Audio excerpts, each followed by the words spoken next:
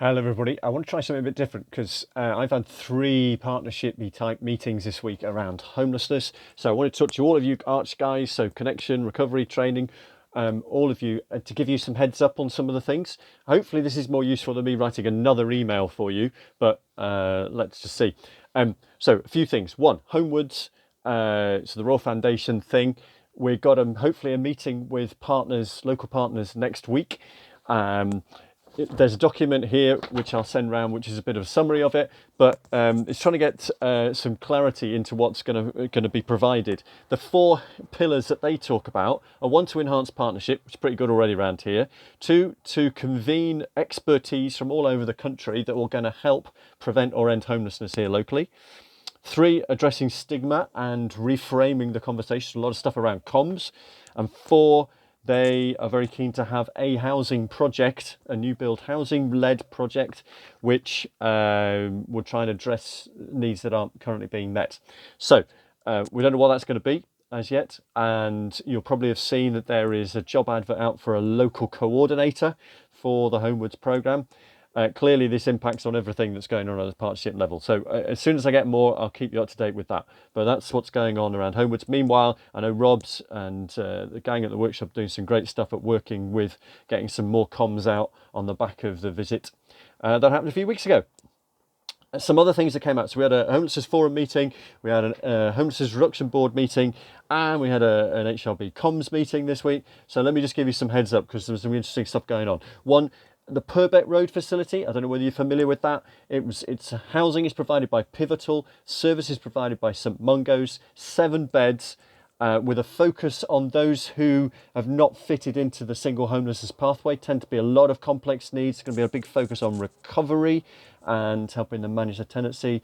Opened about a month ago, is full, going well in terms of 7 beds in there. But just if you hear that name, Purbeck Road, it just did occur to me as to whether, given the recovery focus, where some of them might want to come to our weekday recovery stuff. So maybe something for us to come talk about there.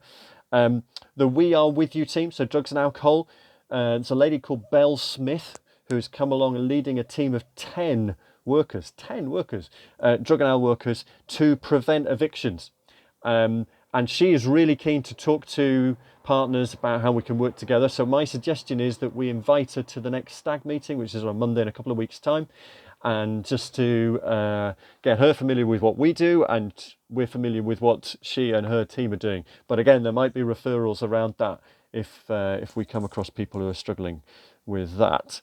There is going to be a census around women's rough sleeping, often to make sure that people who are not normally spotted, and that's something I know that Claire and David have found, that women are subject to much more need when it comes to this. So if we want to be involved in that, then we should put our hands up and talk to Fraser, because it may be that some of the people we know should get their voice heard. The rough sleeping data, just so you're aware, there are now different measures of how this is looked at. It's not just a once in a month, although that happened again this month. But in June, on a single night, there were 47 people found. But over the totality of the month, 122 people were recorded as rough sleeping at some point during that month. Of them, the biggest majority were those who were long-term rough sleeping, i.e. had maybe gone in and out for a day or so, but were long-term. So that's one of the key focuses for the HRB in terms of those people who bounce in and out.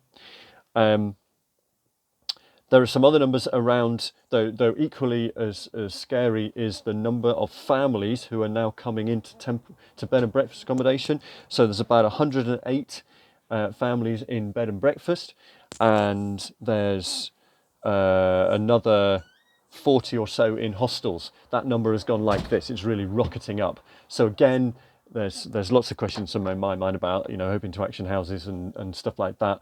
But just so you're aware, that is the other major focus for the HRB, is around family homelessness. So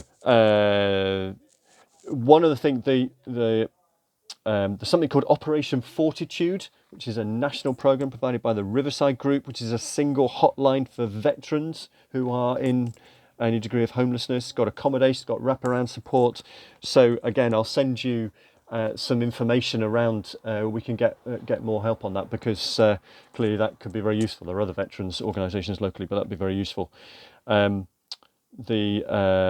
Household Support Fund was issued came out again, restarted this week, and is almost sold out immediately, so to speak. They had 850 people applying on the first day for 1,000 places, so there might not be much left in that. And the Let's Talk Renting referrals thing, we're putting a paper together, because at the moment the referrals are really low because it's through an email system, and so there's a paper going forward to get some cash to try and do that in with a phone line. Final thing is, I had a long conversation with the Health Bus gang. So you've heard about talk about the Health Bus and we've been working with them closely over the years. Things are changing there, and it's a little bit complicated. So let me try and explain briefly.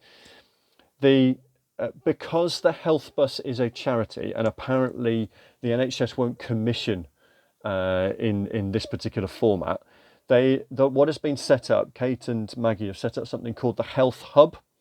The Health Hub is, if you like, the daughter. It's a business, not a full charity. It's a CIC of the Health Bus, and the way that the Health Bus will continue to have the bus and to raise funds for the work and for equipment and for people, but the Health Hub is where the professional clinical providers will be, and so it's the Health Hub who will be, if they get a chance, will be seeking to respond to any commissioning that's coming out of the NHS, and they will also be running sessions. So they're running a session on a Wednesday evening from 4 till 8.